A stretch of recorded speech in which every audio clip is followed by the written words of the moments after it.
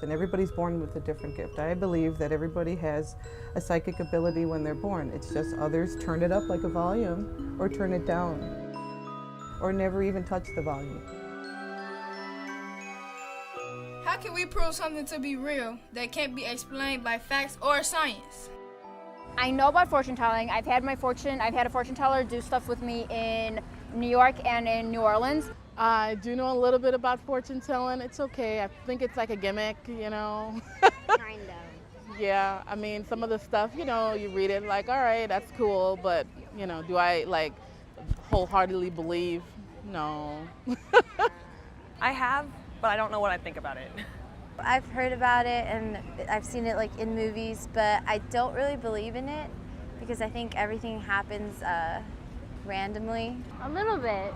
I like the basics of what it's supposed to be for. And I'm going to tell your fortune. You're going to marry a hot trophy husband. It came true! It came true!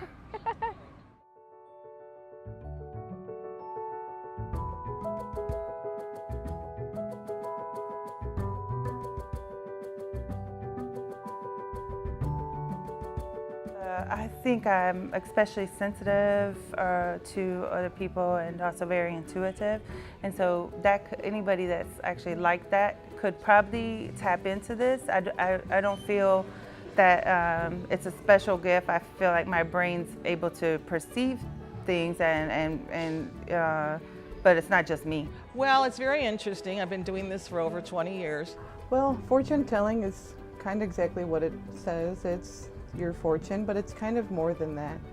I use tarot, and it's a divination tool, and the abilities that you get or you're born with or the tools help with your abilities, so you're kind of doing both. I read tarot. I also read runes. I do dragon readings as well, but I don't have my runes out with me, so I just have my tarot here. It can go from, there's so many tools really, from ruins to pendulum. So there's a lot, depending on culture and where you're from. Or you can do it all yourself, like mediums do and things like that. Even though they're talking to spirits, they could still tell you your fortune. Now, I am telling you, I don't know exactly how many. I've been using the same deck for years on end. I use the deck Rider-Waite.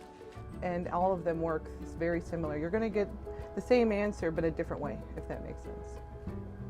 I imagine they see me like all the time with feeling very spiritual and having candles all around the house and branches tied together and a cat and looking like a witch. That's what I think.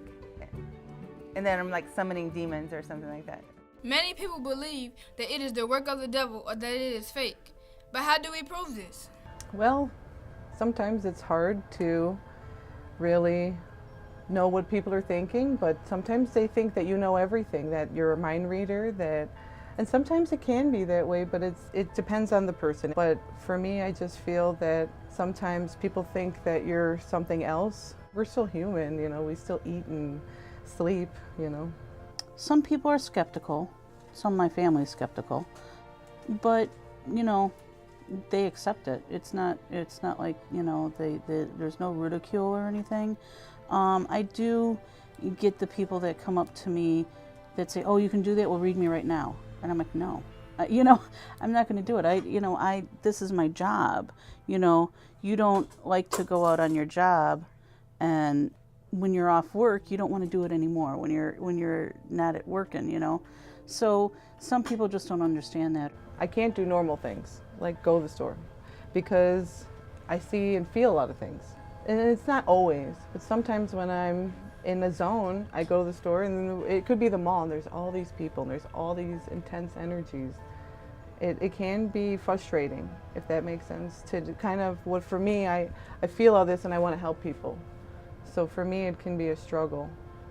It can be something that makes me feel outside again, that outside other, what are you doing? You're not like me. And it's hard to find that balance between, okay, when do I shut this off? Because in truth, for me, it doesn't shut off. It never shuts off.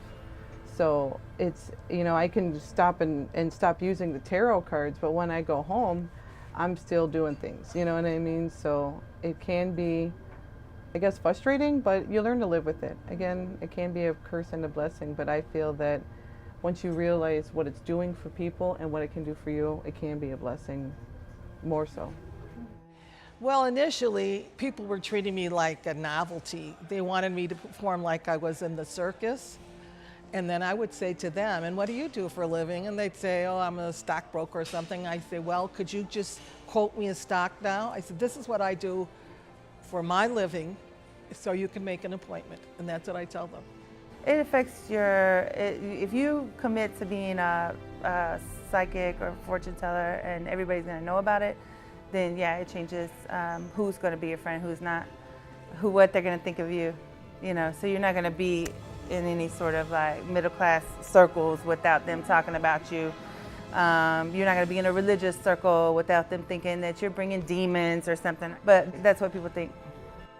Basically what the cards are doing is they're showing me the messages I should tell the client across from me. So each card is a little different, each card has a different message, and I could do the same cards for 3 different people and they can all mean different things. So basically, it's a, you know, it gets me to where I need to be for each person. You'll see something in the cards that you really can't say. Telling somebody that they're going to get in a car accident or something like that. I know, but it doesn't mean that death is ensuing. It just means that I got bad news for you. And I think bad news in any way, shape, or form, whether you're getting it psychically or on the news, you know, bad news is hard. And for me, I'm an empath, so that means I feel what they're feeling. So for me, that experience, to feel what they're experiencing, is very traumatic, because I don't want anybody to feel that way. So this is not something you want to hear, but I have to tell you this. And they appreciate that, you know what I mean? Sometimes they don't, because they don't want to hear it, and that's okay. It's an emotional thing. But I always tell people, I'm doing this with you. We're doing it together. So whatever you're feeling, I'm feeling it with you. And if I pull out a different deck, it would be, you know, usually tell me the same thing, sometimes in different cards. You have to be honest, because part of it is my intuition that tells me where the card needs, what needs to be said from this card, because every person is different. But it also has a lot to do with your tool. That happens all the time, where there's somebody saying, oh, you don't read my cards or whatever, but I already sense the type of person they are and I don't want to read their cards. There's crystal ball scrying. That's why I have my crystal balls here. And what you do with those is you kind of unfocus your eyes. We call them soft eyes. It's a unfocusing of your eyes, and you just kind of see the shapes that start to pop up into the sphere. Now on TV, you see these clear, you know, balls that you can look all the way through and see the other person on the other side. Well, those real readers don't use those because there's nothing to focus on. I consider it a gift, and I'm glad I have it, just like that happened today with the car accident. I'm telling you, 20 feet in front of me. Magical? I have studied magic. You have to study all kinds of disciplines in the spiritual world if you're going to be any good. So I don't know if I consider it magical, but if I know something I told somebody helped them, I'm very happy. It should not be ruled as fake solely because one does not believe. You should respect it, even if it doesn't align with your beliefs.